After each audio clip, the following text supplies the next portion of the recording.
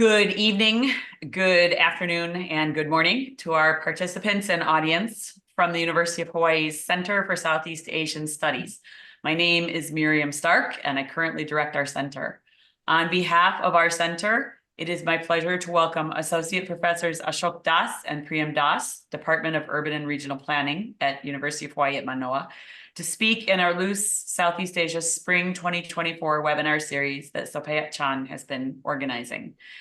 Both speakers, the Dasses, earned their PhD degrees from UCLA. Both teach at the University of Hawaii at Mānoa. Both have earned teaching awards during their time here on campus.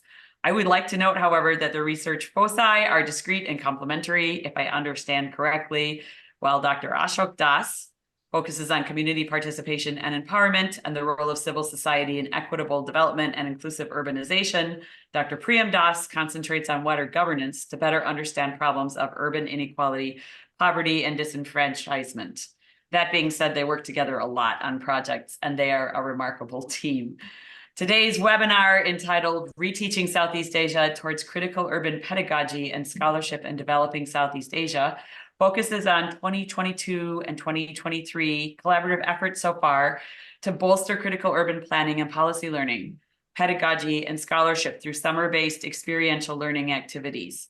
Their work is a loose Southeast Asia funded collaboration between the Department of Urban and Regional Planning at the University of Hawaii at Mānoa and the Department of Urban and Regional Planning at Diponegoro or Undip in Semarang, Indonesia. Their project seeks to engage directly with Southeast Asia-based scholars to develop more appropriate urban theory needed to understand dynamics in the global South and illuminate how contemporary institutions, imaginations, and interventions as colonial legacies or vestiges impede this process.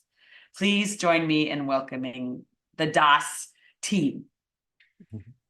Thank you, Miriam, for the very nice introduction. Sophia had given some instructions to us to, I think, also let us briefly tell the audience a little bit about our own work and our own sort of trajectory before formally starting the presentation. So I'll go first. So as a scholar of urban planning, I have been involved with Southeast Asia since the time I was a master's student. I studied self-help housing programs, which are basically affordable housing programs that involve a lot of community inputs and community participation in Southeast Asia and South Asia, predominantly, I mean, in India and Indonesia. And I continued that sort of line of work into my PhD, and I did a comparative study during my dissertation, and I looked at post-decentralization scenarios where local government initiatives to start new participatory programs were happening. And I was still looking at and I was very interested in how to improve the sort of housing and shelter conditions for the poorest in cities. And so I was studying slum upgrading programs, and I had chosen two sites. One was Surabaya in Indonesia, and one was Ahmedabad in India. So I did, sort of a big comparative study. And after my dissertation, I continued to work mostly in Indonesia. I also work in South Asia, but I would say that the big chunk of my work has been based in Indonesia. So in more recent times, so over the years, then I always was, asking myself, despite advances in sort of administration, decentralization, civil society development, all of this, why is still there a mismatch between, what planning is supposed to be able to do and what actually happens on the ground?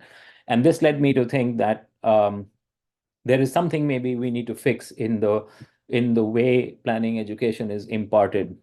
So more sort of reflections on curricular reform, as well as sort of how research is produced and disseminated by scholars of the Global South, and what impedes their ability to do that. So these were questions that have been swirling in my head for a while. And so this Luce grant gave me the chance to sort of explore some of this.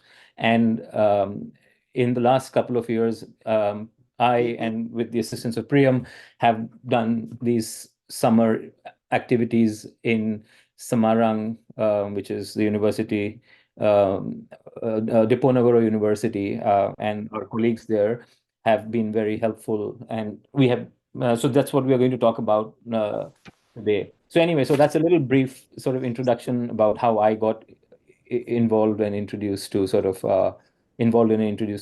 Asia and what I'm doing currently. So I'll let Priyam talk a little bit about herself. Yeah.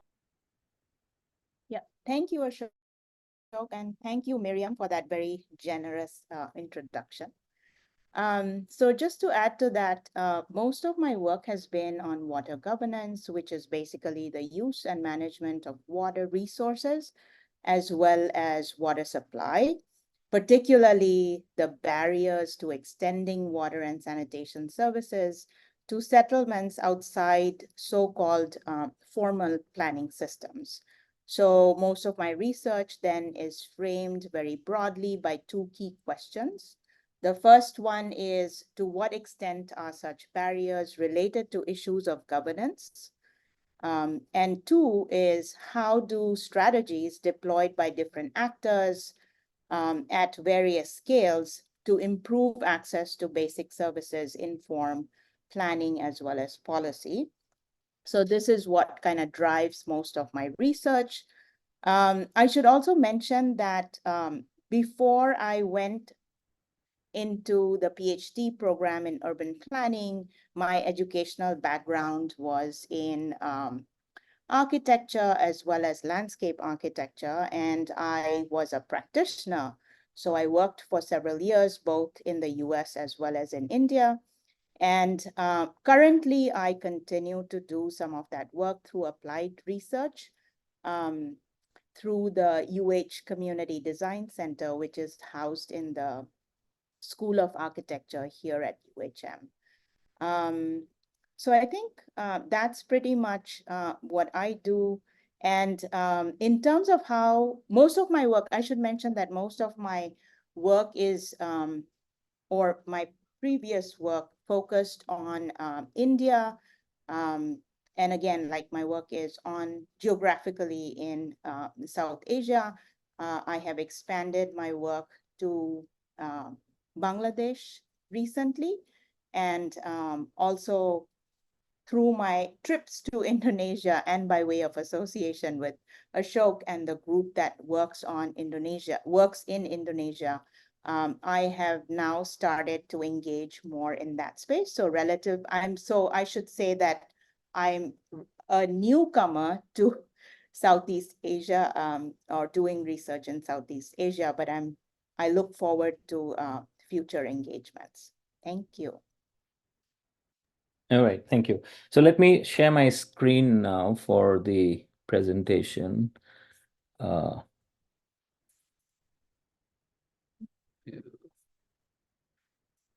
screen. 1 second. Okay. Is that visible? Okay, good. So anyway, so the title has already been announced. So we are trying to, yeah. You should do a full screen if possible. It's full screen on my end. Let me see. Let me try to share it again. Okay.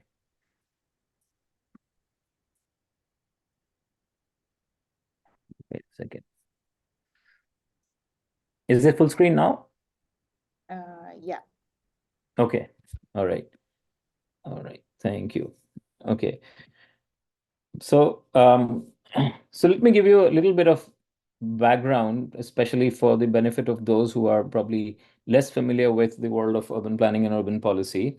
So, what people must have noticed around them wherever they are in the world today, that the world is fast urbanizing. More and more people are living in cities, and cities are growing, and they're becoming more complex and multicultural, even in Asia, for example. And but in the global south, that is in the developing countries and the emerging sort of economies of the world, there are many challenges that still sort of persist. Not to say that challenges don't exist in the so-called global north, but they're of a slightly different kind. So just to give you like some of the basic sort of premises is that urbanization is considered to be a good thing because it is correlated with growing incomes, with more productivity, better health, more education, and so on and so forth. So both economic development and human development indicators correlate very strongly with increased urbanization. At the same time, because of various factors on the ground, when urbanization unfolds very fast in developing countries and in the global south, because of the lack of capacity or capability of the institutions and in place, sometimes they're not able to keep up with the rapid sort of evolving nature of urbanization. And that leads to, I mean, certain important problems, which I'm going to talk about very shortly. So the question is then, how can, or this is something that has motivated us, so how can urban planning respond effectively to these challenges, right? And that might require, I mean, some reform in urban planning practice. So implicit in that is the notion of sort of shedding some of the colonial legacies and vestiges. And because most of the structures for planning and institutions of planning were inherited from sort of the colonial sort of past, especially, I mean, in countries which were under colonial rule. Then the second thing that I think both Priyam and I have, I mean, sort of discovered is that reforming planning practice depends a lot, I mean, on the nature of planning education and planning research in a given context. So strengthening critical urban planning pedagogy is very important if we want to see the practice of urban planning being able to deal with the challenges of urbanization much better. So that's the premise, and we can talk about it a little more if anyone seeks clarification later on. So, so these are some of the broad urbanization and development trends in the global south today, right? So in general, like I said, today we live in a world which is urban. That means more than 50% of the world's population resides in urban areas, big cities, small towns.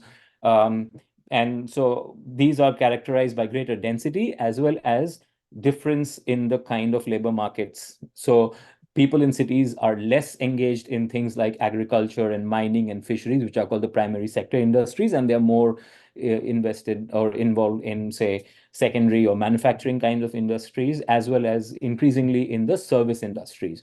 So somewhere around 2008 or so, experts claim that, you know, the world's urban population exceeded the world's rural population. So those are the two graphs that you see. And this is only expected to keep on growing. So by 2050, about twice the number of people will become urban residents as compared to rural residents. And like I said, overall, that's a very good sign. That means most people will enjoy higher standards of living. And I mean, or at least they're expected to, because that's what we've seen in the last 100 to 150 years when urbanization, I mean, started happening because of rapid industrialization. So even in Indonesia, this thing is quite evident. So in Indonesia, somewhere right after about 2010, between 2010 and 2012, probably it's estimated that it became a predominantly urban society. That means more people in Indonesia started living in cities than in villages, right? So the same trend is, so by 2050, as you can see, it's expected that maybe Indonesia's urban population will become also like significantly more than a couple of times more than the rural population. Now, this is another sort of a graphic that shows you the distribution of urban populations across the different continents, right? So like I said, in the global north and the developed countries, most people live in cities. So as you can see in North America, for example, which is predominantly, let's say, US, Canada, and also Mexico, about 80% or more than 80% of the people are estimated to live in cities. In Australia and Oceania, for example, about 70% of the people live in cities. Now, one exception there is South America, and that's because although it's a very urbanized continent, but its urbanization patterns are slightly different. And so there are, historically, there have been few people who live who lived outside of the cities, and that's partly because of geography, terrain, etc. But the major parts of the developing of the global south, where most of the population growth and urbanization is happening, those parts are Africa and Asia, predominantly South Asia and Southeast Asia. And so, as you can see, primarily because of India and South Asia and also Africa, still those parts are predominantly rural. They haven't become totally urban. So China has become an urban society again in recent years, and India is expected to get there pretty soon. So that's just an overview of how urbanization is unfolding in different parts of the world. There's another map which gives you a little more sort of granular insight into this. So the darker shades represent areas which are more heavily urbanized. So anywhere between the dark blue shades are, say, 75% and more, and the light blue shades can be 40% and below. So again, if you see this map, you will see that around the South Asia tends to be less urbanized than most of Southeast Asia here. Now, the other sad reality is that in these very fast urbanizing places, unfortunately, a lot of people don't have very good access to shelter and services, and they end up living. And that probably is the biggest sort of physical and visible manifestation of urbanization, and that is the very large sprawling slums and squatter settlements and informal settlements. And they're known by different names, and they can be of different typologies, but what they represent is a stark difference in the quality of life and the access to services enjoyed by the vast majority of urban residents in these parts of the world. So here, as you can see, in Africa, in sub-Saharan Africa, 80%, 90% of the urban residents actually live in those kinds of conditions. It's much less in sort of the developing parts of Asia, and the numbers have declined significantly in the last 3 decades or so because of rapid urban economic growth and urbanization in the big countries of Asia. But still, the disparity is very, very prevalent. It's very stark, and it should be a cause for big concern. So anyway, so this brings us to, so then what are the critical issues related to contemporary urbanization planning and development, given the way urbanization is unfolding? So one of the biggest sort of issues, which now in recent years, in the last, let's say about 10 years or so, is gaining more attention, even in the global north, is the recognition that urban informality is a characteristic of urbanization in the global south. So informality is basically nothing but where things don't go according to or don't comply with the existing rules and regulations and laws and so on and so forth, right? So for the longest time, I mean, because of how the West looks at urban planning and urban development, in the global south, urban informality was not really something that was sort of addressed by planning institutions and urban planners and policymakers because they were considered to be illegal, right? However, increasingly, as more and more research on urban informality, urban migration, as well as other sort of aspects of urbanization are becoming clearer, the mechanics and dynamics of urbanization, it is being realized that this is a reality we must embrace. So that's a sort of a major sort of premise of our talk today in a way, right? So the biggest manifestation of informality, again, the visible manifestation, actually, the biggest visible manifestation is in the form of slums and squatter settlements, right? However, many more people, and this also includes a sizable number of people in the global north, actually work in the informal sector, which may not be that visible, for example. Anyways, so this is just a graph showing that over the years, as urbanization has happened, as economic development is happening, informality has been decreasing. Yet, there are very large numbers of people, because these are like almost 30% of the people in the world exist in sort of, I mean, they live in informal settlements. So this is a classic image of Caracas, Venezuela, which shows you how this can be so, I mean, in your face, and still, I mean, planners or sort of policymakers unable to deal with it. So on the right-hand side, you see sort of upper middle income to high income sort of residential areas, which are considered to be formally developed and planned. And on the left-hand side, you see the sprawling sort of hillside sort of informal settlements. And by the way, they are way denser than, so many more people live on that side per square kilometer, or however you measure it, than on the left side. So in Indonesia, for example, again, Jakarta is a classic example of a city where you can see this kind of inequality and inequity. And so this is on the north coast of Jakarta, where the people that are sitting on the on something that you see in the top picture, that's actually a seawall, which has been raised many times because it's to protect the more sort of affluent sort of areas which lie on the other side. But the communities, the image that you see, the structures right beside the seawall, the picture below is the same wall, but on the inside. So as you can see, it's much lower. The land is lower than the sea on the outside. But these are informal settlements, and their lives are probably the most precarious, and they're also the ones who are facing. So the point again that I'm making here is that climate change is compounding some of these problems. I already mentioned about informal employment. There's another graph that shows. So in Africa, for example, about 3 out of 4 people or more, they actually work in the informal sector. And even in the Asia Pacific region, close to half of all people actually derive their livelihoods from the informal sector. And like I said, this is something, so this is an example of that. These are the same settlements that I showed in the picture about Jakarta. So this is one of these communities, and the main livelihood there is harvesting of green mussels. So it's a very labor intensive process, and this is what the community, most of the members of the community have been doing for a very long time. But on the other hand, you see that although they might seem very sort of hapless and destitute settlements, but actually there is a lot of potential and energy and vigor, and there's a lot. And the vibrancy of life is quite amazing when people go inside and see how people live. So there is a lot of potential, maybe to sort of, I mean, to make things better, and that's what we'll talk about. So. This is another thing that most people are probably have heard, which are called the Sustainable Development Goals. So these are universally sort of, so all the member countries of the United Nations are signatory to the Sustainable Development Goals, and these are being sort of steered by the United Nations and other agencies of the UN. And so there are all these different goals about, like that we need to reduce poverty, reduce hunger, improve health in order to make development sustainable. And so goal number 11 is something which is unique, and that's called sustainable cities and communities. This is for the first time that the United Nations has actually really paid attention to cities, interestingly. And that has come about because there's a precursor to that. There are a couple of precursors actually. So there's something called the Agenda 21, which placed the issue of sustainability front and center.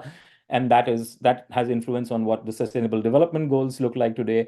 There was also the Millennium Development Goals that came before that. And most recently, the UN Habitat, which is United Nations the agency for managing urbanization and cities and guiding the development of cities, published its 20-year sort of manifesto called the New Urban Agenda in 2016. For the next 20 years, I mean, urbanization and urban planning and cities development will be guided by, this document. Now, the highlights of this document are issues of inclusivity, social justice, and sort of reducing inequities. And these are the things that we are talking about here. So again, just as a very quick recap, urbanization is good, but brisk urbanization, when it faces inadequate planning capacity, it leads to, issues where it places the burden on the poorest and the most marginalized. And it therefore increases inequality and the vulnerability of these communities. This is becoming worse because of climate change and the increasing frequency of natural disasters due to climate change. So in the absence of enduring and scalable policies, scalable meaning there are lots of interesting ideas, but unless they really become big and can be implemented at, say, citywide or nationwide scales, the issues of basic access to sort of shelter and services will remain elusive. And part of this is because of the fact that planning and policy making, even today, generally sort of does not engage with urban informality, which is the reality of cities for most of the cities. So at the same time, there are potentials to overcome these things. And some of the silver lining comes in the form of decentralization and democratization that has been spreading in much of the global South. And these sort of reforms have created the greater opportunities for local participation and innovation of policy ideas, etc. And more importantly, I think, or very importantly, it is the ability now to actually leverage, sort of acknowledge, and leverage indigenous and local knowledges. So some of the critical issues in urban planning sort of that should be front and center and emphasized a lot in both like the education, urban planning education, and urban planning scholarship are like issues of justice, social, environmental, and spatial, equity, sustainability, and resilience, inclusivity in sort of decision making in terms of planning of the most marginalized communities, agency of those marginalized actors, empowerment, indigenous planning, something that has been, even in the global north, been sort of relegated completely to the background. But I mean, there are good efforts happening in many, I mean, countries where, I mean, more and more people are realizing the need to sort of incorporate those ideas. Collaboration and participation, and another important sort of facet is the importance of leadership at local levels, particularly. And this is something that has not been like adequately sort of acknowledged in the past. So anyway, so I'll stop there and hand over to Priyam, who is going to talk about what we have been what we've been engaged in Indonesia over the last couple of years. Yeah. Okay, thank you. So within this larger context that Ashok just painted for us, we were fortunate enough to actually offer a joint summer course with our partner university, which is Diponegoro University in Samarang. And so, Ashok, you can next. So the key objectives for us when we did this course was, one is we really wanted to take the classroom into the community. So that was kind of one of the main drivers, is like our students read a lot about informality and, you know, the emerging issues of climate adaptation, community resilience, but what does that really look like on the ground? And so our objectives, given that context, was to really provide our students with an opportunity to work with students in Indonesia, to enable them to really look more closely at some of these problems, and also to be able to utilize some of the research tools that are inspired by critical pedagogy, and also meet grassroots actors as well as state actors and civil society actors, so they kind of understand how things function on the ground. Next. So what we did was, just as a quick note, it took a really long time to organize, design, deliver this course, and I'm only providing like a snapshot. So if I miss anything, I'm happy to kind of answer questions later on. But yeah, just what we're doing here is just providing you a quick snapshot of how the class was delivered. So it was a 10-day format, and it had an in-person as well as an online component. We were mostly engaged in the in-person component, which was heavily focused on field-based learning by engaging with stakeholders. So the field research portion, though, was interspersed with lectures by faculty, both from Undip as well as by Ashok and myself. We did 5 different field sites. We visited 5 different field sites, each with a distinct problem that's related to climate adaptation, community resilience. And then the students were divided into groups in what we call the studio, and they were they had to address, they had to do their research based on the field visits, as well as come up with recommendations for the communities. There were 12 students total. We took 4 graduate students from our program, and the remaining students were from Undip's international undergraduate program, which also had 2 foreign students. So there was a student from Africa and from, I forget where. Afghanistan. Yeah. Oh, yes, Afghanistan. So basically, and then there were 12 instructors, both from Undip and us, as well as supporting staff. And the online component was mostly done asynchronously. So all of our stuff was recorded and provided asynchronously. This is just a snapshot of the studio environment and how we engaged in the classroom. So in terms of the field sites, a lot went into selecting the sites for our course. This was before we even went there.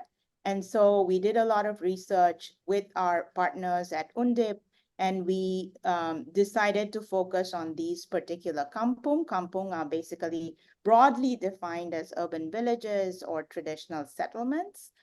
So we looked at, we tried to pick kampung that had a different set of challenges so as to expose students to a diverse range of issues. So the first one we visited, Tambak Rejo, was focused on urban farming. The second one, Bustaman, focused on the processing of goat meat in particular. The third one, Palangi, was focused on selling recycling initially and then selling flowers for decoration and encouraging tourism as a means of livelihood. And then we also visited a couple of peri-urban ones, which focused, like Jawi, focused on promoting traditional Javanese foods, for instance, whereas Sayung is one of those sinking kampung that's really heavily impacted by sea level rise. So these are just a few slides to show you kind of what these kampung look like. So this is Tambak Rajo, basically where the urban farming happens. So this is done by community groups, particularly led by women, and it is supported by local government. But here the community, I mean, it's not just, so they're not just growing food, but they're also doing aquaculture and and also using recycled materials to make different products. And so their challenge was more about how do they scale up? So they had something going, but they wanted ideas about how to scale up their urban ag project.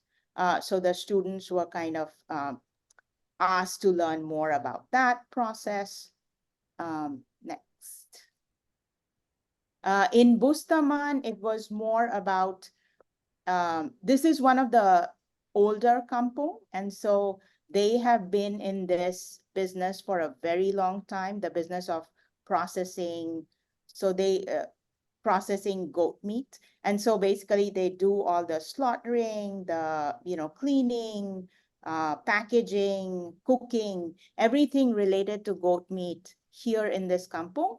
But it's a very dense, next slide.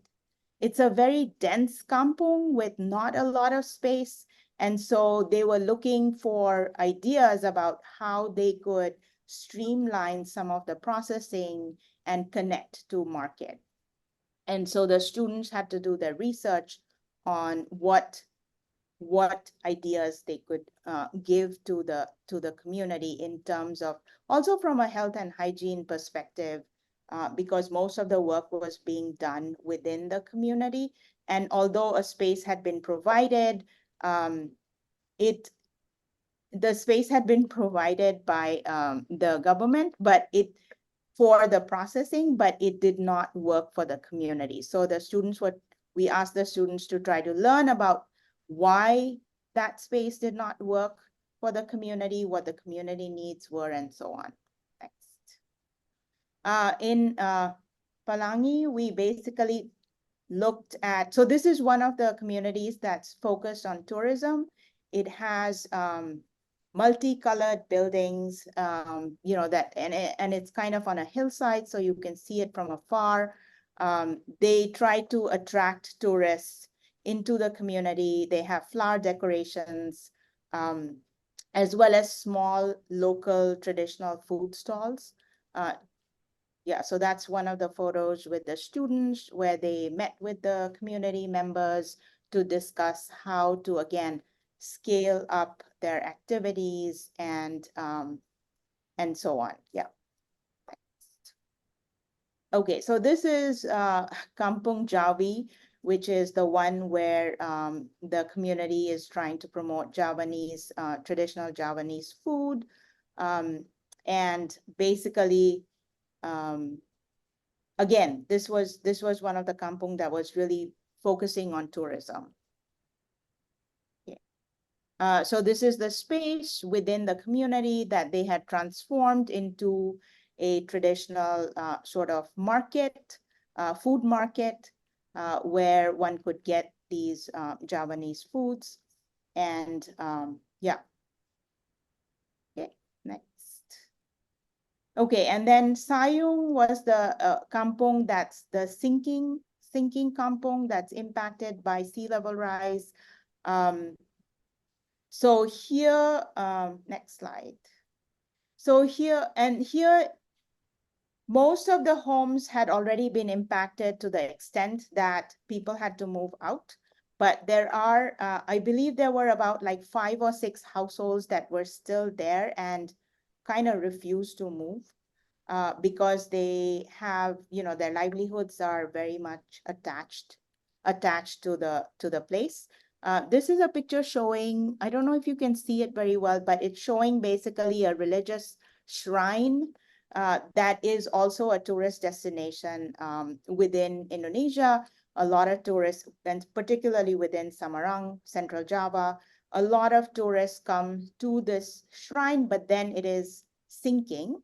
And so one of the challenges the students had was how to come up with climate adaptation strategies where they can actually preserve that shrine and kind of continue to have it be used, right? In terms of the households that were being impacted, you can see, I don't know, you can see in the picture on the right side where, the households, as the water level rises, it's also like impacted by tidal flooding periodically. And so as the water level rises, the households start to build on higher ground. And so even within the house, you can see different levels in the house where people actually move. Even within the house, they move from one level to the next when the lower levels are unusable. So once the students had done their field visits, which was in the earlier part of the course, they were mostly working in their studio space, looking at, what are some of the issues. We didn't define the issues for them. We expected them to come up to do their own research, talk to the community. They could go back to the communities and talk to them about particular issues, but they had to come up with the issues that were really impacting the community and then look at potential ideas about how to address those. And then they were asked to present these to the class as well as to invited guests. I should also mention that we did have guest speakers that were from the local government offices, as well as experts on particular topics that the students were tackling. Next. And then in terms of the final product, we expected them not only to come up with like short reports on their findings, but they also did presentation slides as well as posters to share with the class. I will turn it back to Ashok to talk about the second part of our time at Undip. Yeah. So this we also incorporated another event during this 2-week period, and so this was the outcome of many years of conversation with a lot of local universities in Indonesia, in Thailand, even in Timor-Leste, for example. And so one of the issues that was always one of the things that local universities are most eager to sort of do with foreign university partners was sort of doing joint research and publication. So as I understood why this was one of the biggest sort of needs expressed by our colleagues, it was the fact that a lot of local scholars find it hard to break into the publishing world of sort of high visibility international sort of journals that, I mean, are published in English, for example. And so it's not just the language problem, although that is a part of the issue, but it was more about sort of the training and the curriculum and sort of the general institutional sort of approach towards supporting and encouraging critical research. So we decided that this was a good opportunity as part of the Loose initiative to actually focus on this. So we organized for 2 days uh, a critical research writing and publishing workshop in which we advertise it widely through different institutions, including the Indonesian Institute of Planners and the Indonesian Association of Planning Schools, to invite planning and public and policy scholars from all over Indonesia. We would have really liked to get more, I mean, participants from some of the outermost islands, but for whatever, I mean, reasons, there were, I mean, people who were working on these areas, but we would like to even have more participation from some of the smaller islands. But nevertheless, we got a pretty good spread from like across Java, also from like some other islands, including Sumatra and Aceh, for instance, and also a couple of students who came, I mean, a couple of PhD candidates who came from university in Thailand. So for 2 days, it was very intensive from 8 o'clock until 4:30. We had different sessions focusing on different, and in this, it was Priyam and I who were working with these groups. And so the emphasis was on like, what is critical research writing? What is critical thinking? And how do you sort of encourage that? How do you sustain that? And how do you, I mean, so there's a lot of, I mean, skill in terms of which is already there in terms of doing analytical research and empirical research and sort of doing the analysis. But one of the sort of the challenges is to how do you sort of ground these in very robust theoretical frameworks, which often tends to be a stumbling block when it comes to publishing, for example, and also the other mechanics of good sort of writing practice towards publishing. So we had a dozen scholars, and it was a very, very invigorating, I think, 2 days for all of us. And then because of the success of that, so with our UNDIP partners, we're actually planning to do a follow-up workshop, either on a particular smaller area or advance it to some other sort of concentration kind of thing this summer in Samarang. So anyway, so this was sort of the room in which we spent 2 days, and the configurations changed. They were initially in a conference table, I mean, sort of a round conference table configuration when we were giving some sort of a small lecture sort of doses. And for the most part, they worked in little groups and they talked, they critiqued each other's work. I mean, we gave them feedback. And so it was very, very, I think, interesting. And so this was the group that we had. So like I said, they were mostly young scholars. We're very happy to see that there were mostly women in the group. And at the end, on the final day, when the students had done their presentation and the scholars had done, so they're both in the same building but in different areas on the last 3 days. And on the final day, they all came together. So this is just an image from that evening when all the, I mean, both the programs were completed, and then the students and the scholars also met with each other and shared their work with each other. And so this was a very fun sort of a way to finish and close the events. So anyway, so I think that's it. So thank you so much for the opportunity. We're happy to take questions, and also I'll stop share here.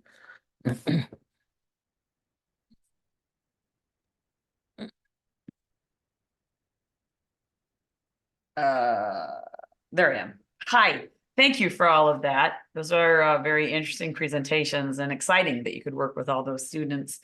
I had some questions, but if people who are in the audience have questions as well, please post them in our Q&A and we're happy to entertain them. In fact, I'll stop asking questions at any point where you have questions you want to ask, either in writing, or we can probably actually let you show yourself and talk. But I don't see them yet. So the first question to pose to the DOSes is, why is urban planning vital for the Global South today? And in general, what are critical issues for urban planning and policy in these kinds of fast urbanizing contexts like Indonesia that you're talking about?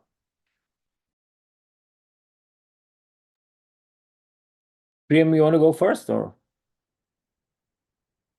Okay. All right. So thank you, Miriam, for the question. So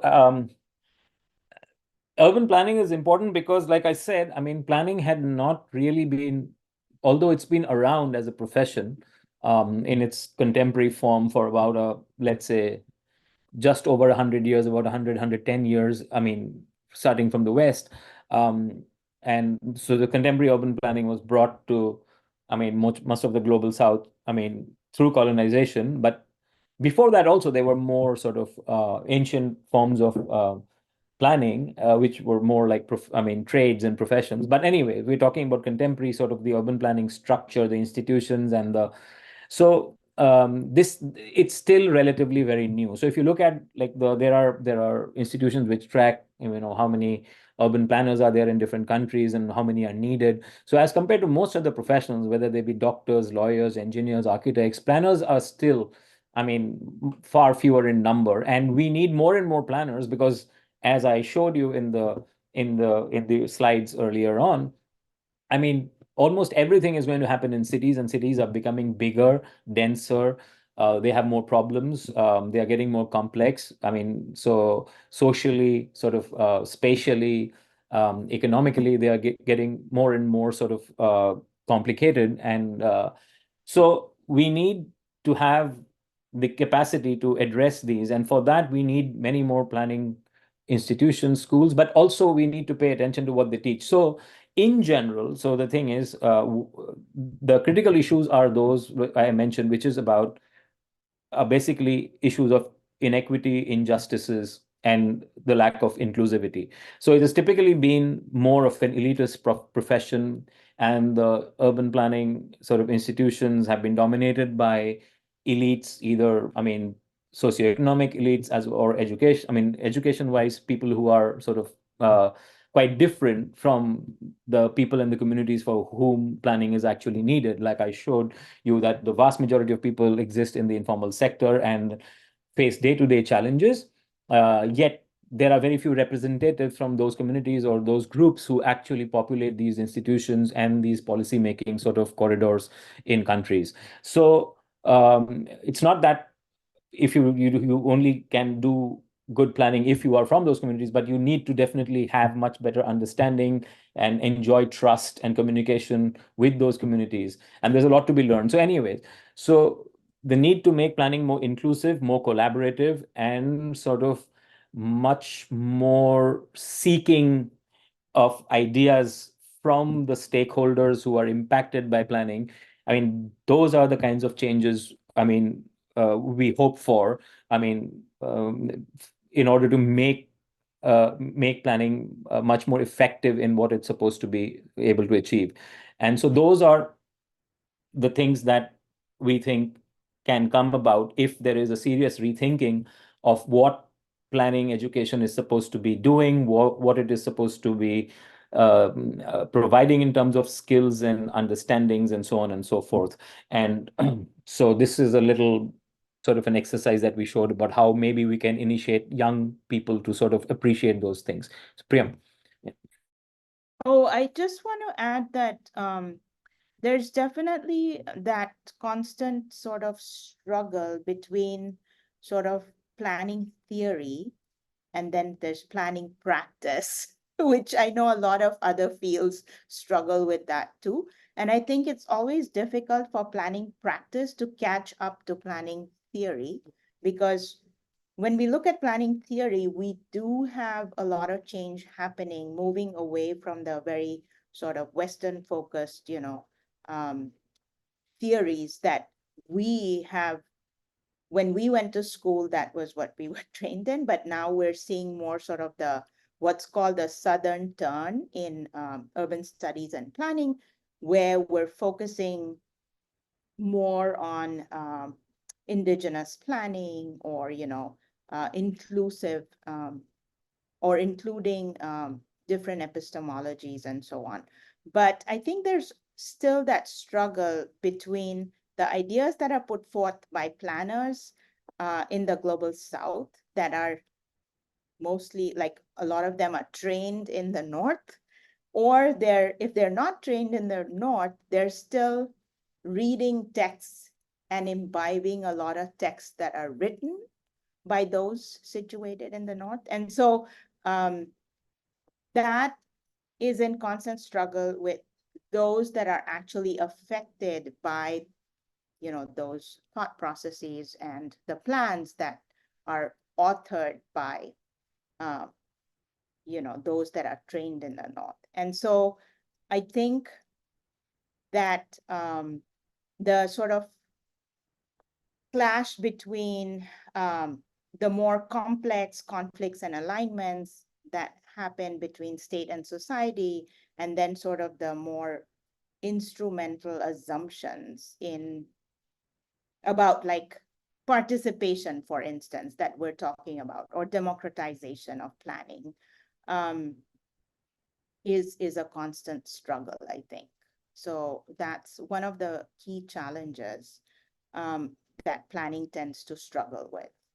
The other challenge that we struggle with is, even though we keep saying we want to engage communities and we want to have public participation and, like really get like in the trenches and work with communities, I think because our training is such that a lot of the collaborative planning theories are based on sort of Habermasian inspired theories about resolving disagreements by talking about them or having dialogue. But what is different in the Global South is that there are deep social divisions that are, that are related to like intersections among like caste, class, religion, ethnicity. And so how does that play into having a dialogue and promoting, public participation in that sense? I think that's another one of the struggles that we have within planning, where, the theory has really moved ahead, whereas the practice is kind of a little bit more sluggish in terms of catching up. I can't help but say, sorry, Ashok, for a minute, that it sounds like what we're trying to do in archaeology. And then you have to think about, how do you actually decolonize even the practices? What does collaboration look like? Because as you're pointing out, these notions that come out of a Western consensus-based approach may not be appropriate. So we struggle also with co-creation. Did you want to add something, Ashok? Yes, so just wanted to add that, I mean, the colonization of the mind is, I mean, it's not just an issue with the Global South, it's also in the Global North in a way, right? So there's a big disconnect between what, like Priyam said, so planning theory is very aspirational, is very progressive, right?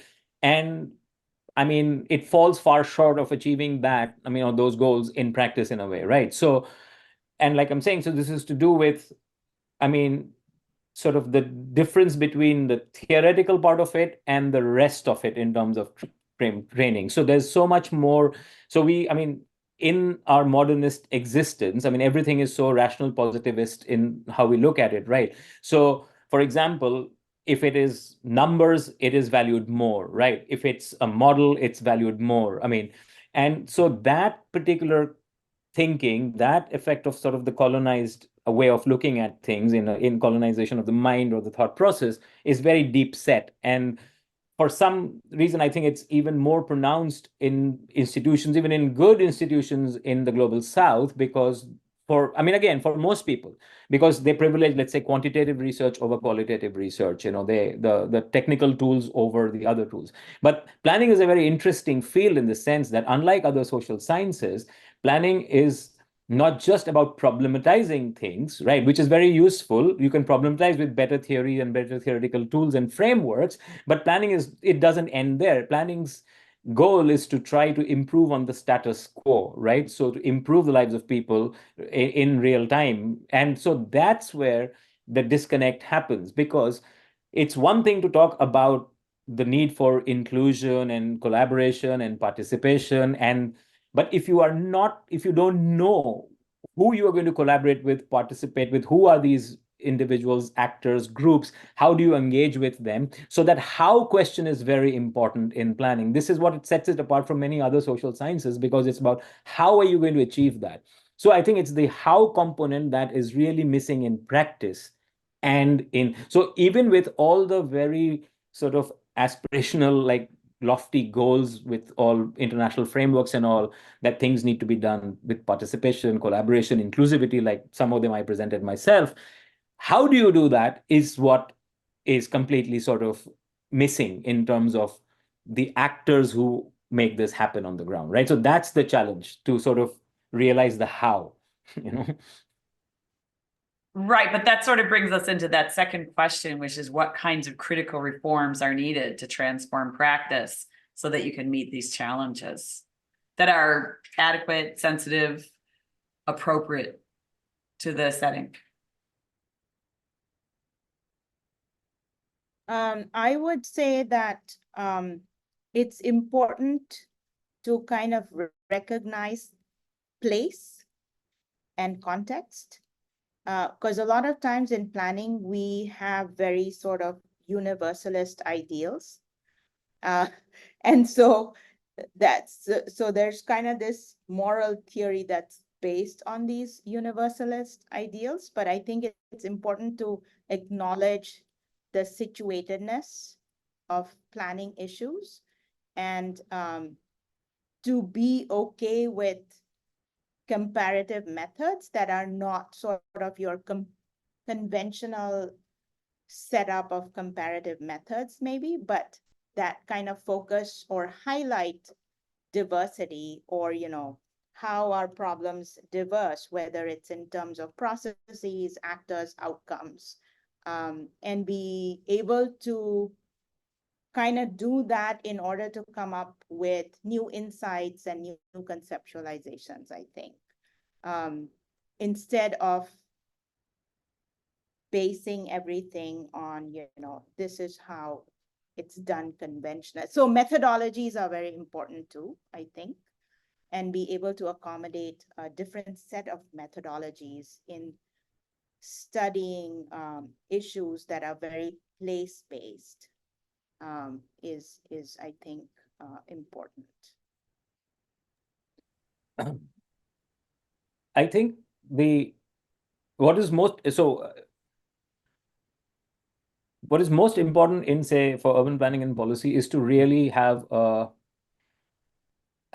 good, deep interdisciplinary understanding, a theoretical understanding, appreciation for, I mean, these ideas and knowledges that are emanating from different disciplines. Why? Because in real life, society is multidimensional and interdisciplinary, right? So if you're a planner, so you can't just fix one thing. So for example, a very basic thing, if you want to fix transportation planning, some transportation planning issue, you need to understand zoning and land use. You need to understand housing, but then you also need to understand the people who are there, what are their preferences, cultural. So it gets more and more complicated, right? So it's very important. Now, thankfully, planning is a field which actually does that. So planning theory, especially in the West, has really advanced in the last 50 years or so, and it has gone towards being very critical and very progressive, and it has helped to sort of bring the planner's sort of, I mean, perception about, I mean, herself or himself from being the expert to being a learner. So it went from being an expert to being a facilitator to being a learner. So this is great. And this is because of some excellent scholarship that has emerged since, let's say, the civil rights movement and like the 60s, the foment of the 60s in Europe, etc. And there's been a lot. So in terms of environmental, in terms of indigenous issues, in terms of sort of other kinds of sort of injustices, social, economic, all of these. So there's a lot of very, very good research. But even in the US, for example, not many programs necessarily give equal impetus to that, right? So it is mostly because, okay, you have to be an accredited program, so you need to offer a planning theory class, you need to offer a methods class or two, you need to teach some economics. That's about it, right? So again, in most schools, I would say the vast majority of schools, these more critical, deep sort of issues are there, but they are either dispensed in a way or they are imbibed in a way which don't really, I think, have a transformative effect on the student necessarily. And so that student is going to become, I mean, a practitioner, and that practitioner is going to be at the mercy of the institutions and the existing sort of structures out there, right? So this is why you see the gap. Now, when we talk about the Global South, it is even more pronounced, right? So it's for some excellent scholarship has emerged from the South, where I mean the subaltern scholarship, and then like a lot of planning scholarship, which is who are the people who've talked about informality and its importance, right? To the fact that now it's accepted. Now, I mean, schools in the global North are teaching about informality and looking at informality in their own backyards, for example. So it's come a long way. But when it comes to teaching these issues, for example, then you still so again, all the good schools, like I say, in the global South will also have the same kind of structure about how they want to be accredited, what should a good program look like. So they'll look for the schools in the West, for example. So they will also have a planning history or a planning theory course, right? But most of the content will still come from the West. Although, interestingly, a lot of this has actually emerged from examples, practitioner researchers, as well as other activist researchers, etc., and other scholars who have worked with activists and researchers from countries like, let's say, Indonesia, India, Pakistan, Thailand, South Africa, Brazil, right? So there's a lot of work that's come out from Mexico, But if you look at the curriculum of, or look at a syllabus for a planning theory class, let's say, in any global South context, right? You would be, I can bet that you won't find too many sort of readings, etc., which are about other global South countries. There'll be a lot about the US, about the UK, about Holland, and so on and so forth, right?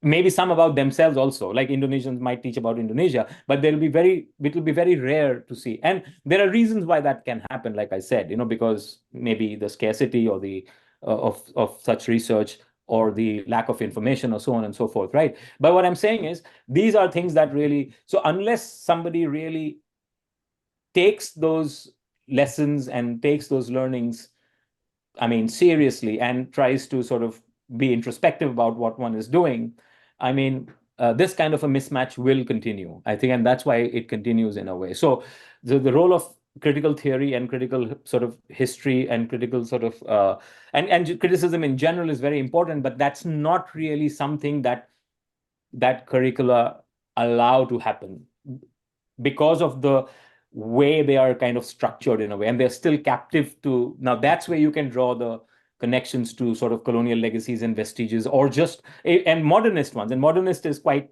similar to colonial, I would say, in a way. Yeah.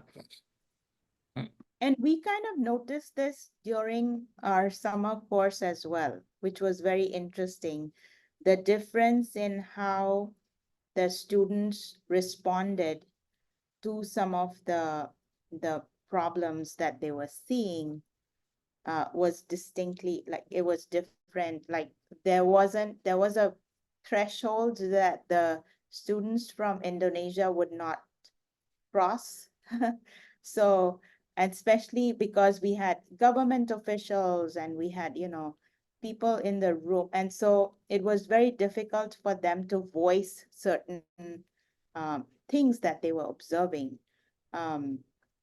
So that was an interesting takeaway as well. I mean, it's not that we're not familiar with that. We know that exists, but at the same time, but I think being in the presence of the students from UH who are very vocal. One, they were graduate students and they were very vocal about, this needs to happen and this needs to change. And so I think that rubbed off a little bit on the other students and vice versa. And so that was a good kind of opportunity for them to exchange notes and, look at it from that angle.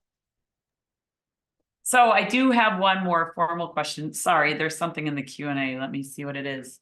All right. My name is Bintang from Indonesia. Thank you for the great presentation, Professor Ashok and Professor Priyam. I just want to know, what do you think about the actor and collaborations, the planning, especially in Indonesia, for 5 different locations you visited? As you said, the informality itself has its own potential. How important is this issue, that is actors, collaboration, compared to any other critical issues you've been talking about?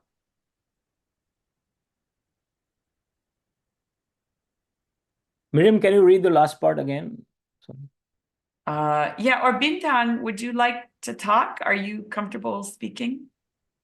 Ima can help you with that. Doesn't sound like it. All right. He says, I just want to know, what do you think about the actors and collaboration in the planning process, especially in Indonesia?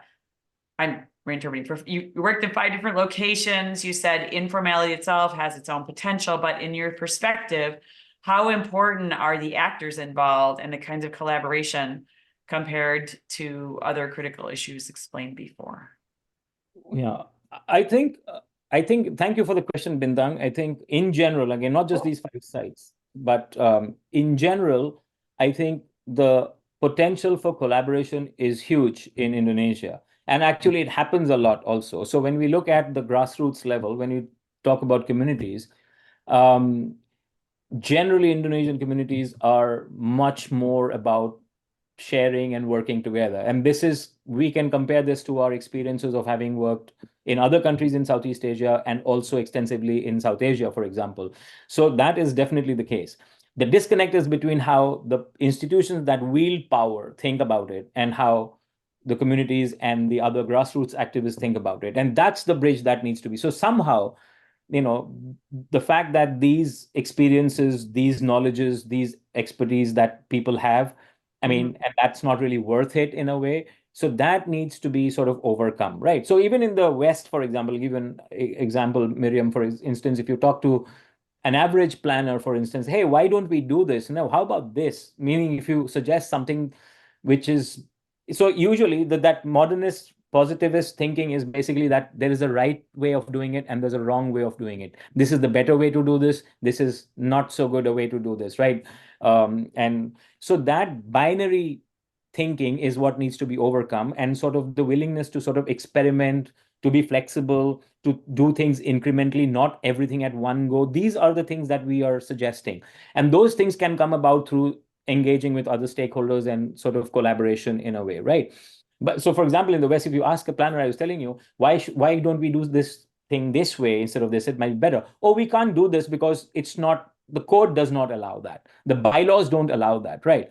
So it's as if the bylaws or codes and regulations are some gospel truths that have landed from, outer space or something, right? Which is what most people think of, or for whatever reason they think those are sacrosanct and they cannot be violated. And there's no legitimacy to any of that because they are eventually all arbitrarily created at some point by someone who wielded power in a way, right? So anyway, the potential for doing this in Indonesia is great, but at the same time, Indonesia still suffers from the vestiges of sort of an authoritarian past. So there are some excellent examples of how local level collaborations have, come about, right? So the stories from cities like Surabaya, as well as now, say, Solo, for example, so those stories are pretty much legion. But even other than that, there are lots of other places, and there are some new books, etc., which are illuminating these examples from, lesser known places, lesser heard of places in a way, right? But like I said, yes, so it is still up to the people who enjoy the official power in those institutions. If they are willing, that's why I said leadership matters a lot. If they are willing to change, they can create the opportunities, right? And it is uncertain how to do that, but it is important to at least acknowledge and open the door for that in a way. So that's my answer. And in Indonesia, the potential for that is very good, because at the latent level of or tendency to participate in collaborate is very high. So a recent study found, like, say, even in terms of philanthropy, so of course, Americans are known to be the most philanthropic in terms of the money they give for causes, individuals. But if you take money aside, not only measure it by monetary value, but if you also look at giving and in kind, how people help, then actually Indonesia rises to the top of that list. This is some new finding that has come out from a big study of, this philanthropy. So anyway, so that's my answer to Bintang, that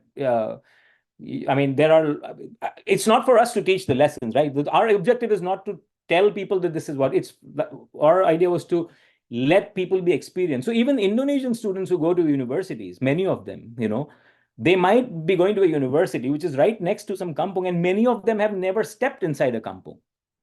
So this is sometimes some things I've found out through my own research in a way. I found it befuddling, because you can't escape the pervasiveness of, say, kampung in a city like Surabaya, right? And I have found university students, many of them, in departments of planning and architecture, for example, who have never stepped foot inside a kampung in a way, right? So that shows sort of that thing that we are talking about dismantling sort of this colonial vestige in a way. Yeah. Thanks. Bintang, we know you're still there, and Ima can unmute you if you wanted to follow up on that.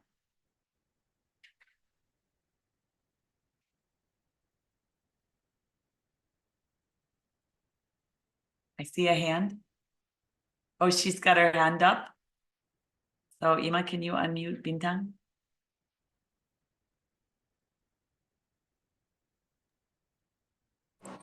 Hi, thank you. Yeah, I'm, thank you for the, hi. Hi, Miriam, Prof. Ashok and Prof. Priyam. Thank you for the answer. Yeah, I mean, it's, for me, it's also interesting to learn how the Indonesia itself, how people collaborate itself in Indonesia. Even I'm as in Indonesia is, I think that it's really interesting to learn about that. So that's why I'm asking you about that. Thank you. Thank you for the answer. Thank you, Bintang. Thank you for asking. Thanks. I can't help but just ask, with all this wonderful commitment to collaboration, working locally, when I teach origin of cities as an archaeologist, we do delve into the sociology literature and into urban planning, and developers have a disproportionate role, we are reading, in how things happen. Is that also a problem in Indonesia, that developers, so there's the state, and the state has these rules, and the rules are rigid, but at the same time, there are developers, and so much of what we see apparently is shaped by development everywhere, including Honolulu. But is that the case where you're working? Thanks. Yes. Short answer is yes. It is an issue everywhere, in different measure, of course. But Ashok, go ahead. You were going to say. No, I'm saying yes, absolutely, Miriam. So again, you raise a very good question, because we wanted to illuminate something about informality, right? So informality is, like I said, anything that is, so the definition is that anything that deviates from the formal, right? And like I said, formal is the existence of, I mean, those laws, regulations, structures, procedures, so on and so forth. So all of that is formal, right? So as long as you're doing it that way, I mean, so if you pay taxes right way, you're being formal, for example, right? If you get a salary slip for doing a work, I mean, or if you get, I mean, a receipt when you go and eat at a restaurant, all of that is formal. If you don't, if there's no record, so there's no paper trail, then those things are considered to be informal, right? Now, the general perception, the overwhelming general perception is the fact that it's the poor people who cause informality, or they exist in the informal and they perpetuate the informal, right? And this is the surprising thing. So when it comes to planning, for example, way more informality and the impacts of those kinds of acts of informality are far greater than what all of the poor people, let's say, all of the less fortunate can do. So, I mean, for example, if you violate, so a lot of the ways like developers get their way around things, I mean, this is because the state and sort of the private sector's powerful, I mean, actors work sort of in very close sort of in cahoots in many ways, in a way, right? So the concessions that they get from the state, those are informal. If the state bends its own rules to allow for those kinds of developments, that is informal. So a lot of the development, I sort of showed why the seawall is needed in Jakarta, has come about because of that kind of informality, right? So if you are an affluent person and if you do something which is like, say, make an extension, extend a room or something, and you can get away by paying a bribe or something, it's not visible because it's in a nice neighborhood. Or if you decide to build 2 more floors on a building where you're not supposed to do that, all of those are acts of informality, and those acts are rampant. But very little informality, urban informality, is associated with the rich and the powerful. It is almost always sort of assumed that most of the informality is existent in sort of in the informal settlements, or those are the only manifestations of informality, whereas it's not true at all in a way. So yes, so the answer is, and so the whole point is to sort of, if you have more stakeholders, if you make planning more collaborative, if you make it more inclusive, and this will vary from, I mean, from context to context in a way, from city to city, even from region to region, right? You allow more accountability and transparency to creep in, then you can start dismantling those sort of corridors of sort of collusion of power, for example, which are pretty much opaque to the rest of society in a way. Thanks. We just have a few more minutes. The last question I have is how you move forward. So how can North-South or South-South collaboration among institutions of higher learning kind of work that you've been doing with UNDIP, how can fostering a global perspective to planning education really help in progressing urban planning and policy education and practice? And what does it mean to decolonize planning education?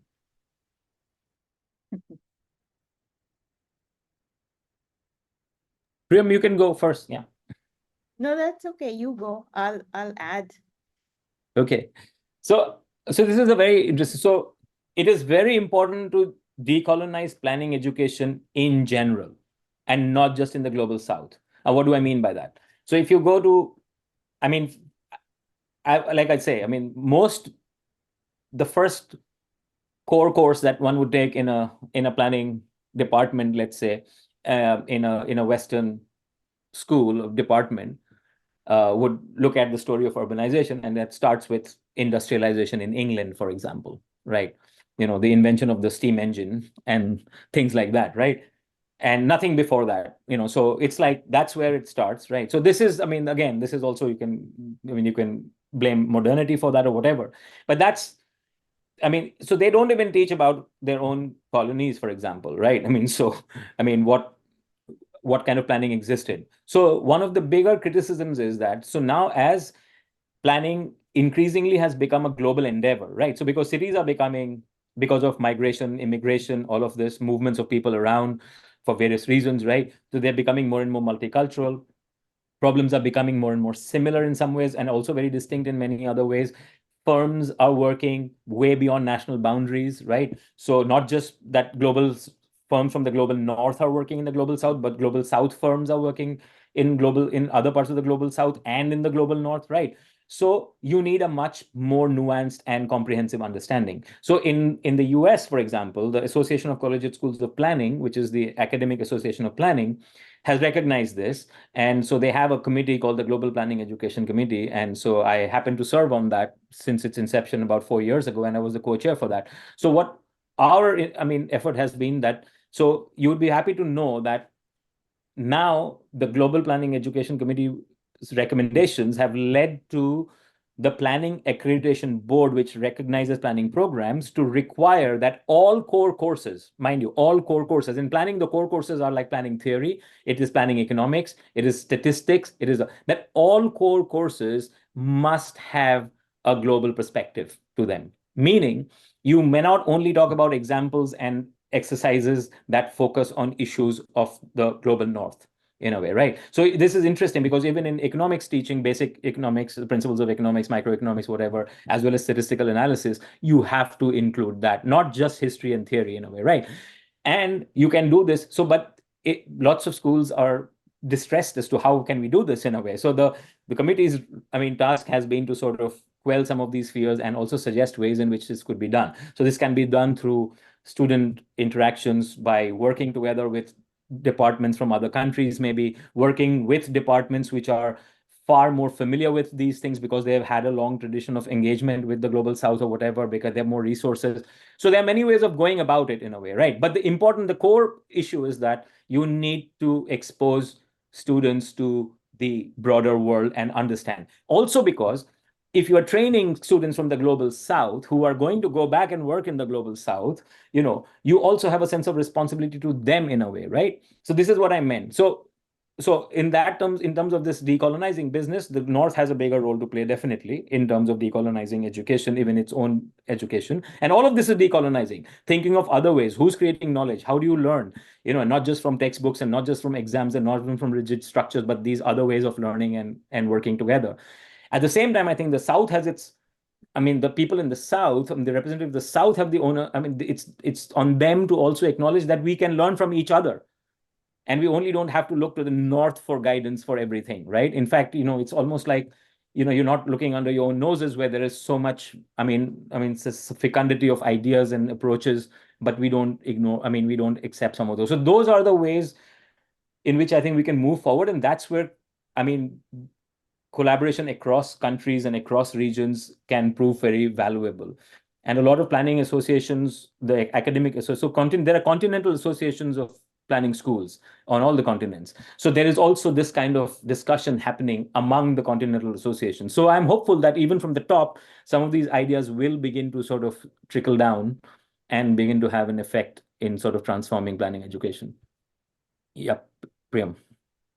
Oh, I just want to quickly add that I think also like not having these binaries of like north. I mean, I know that we keep using it too, like the north and the south, and you know but not having those as like binaries, or rather like so that ideas can travel more easily to and from.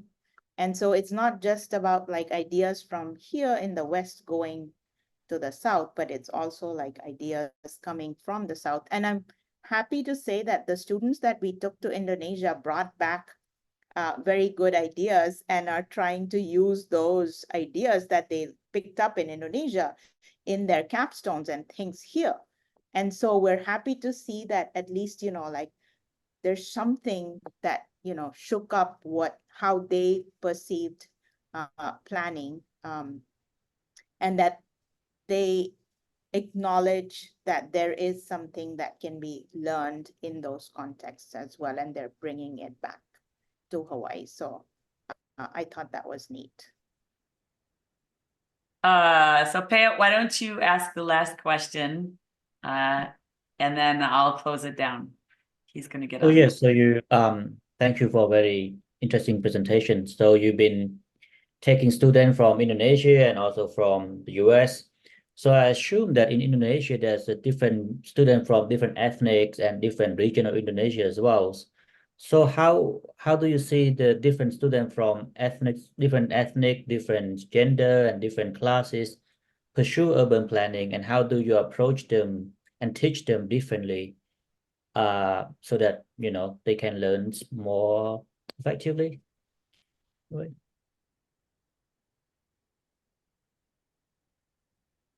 And if I can follow up, how is teaching this really diverse group of students helping you change the way that you teach? Yeah. Priyam, you can go first. I think it's a struggle when I'm answering Miriam's question first, because it's like in my head.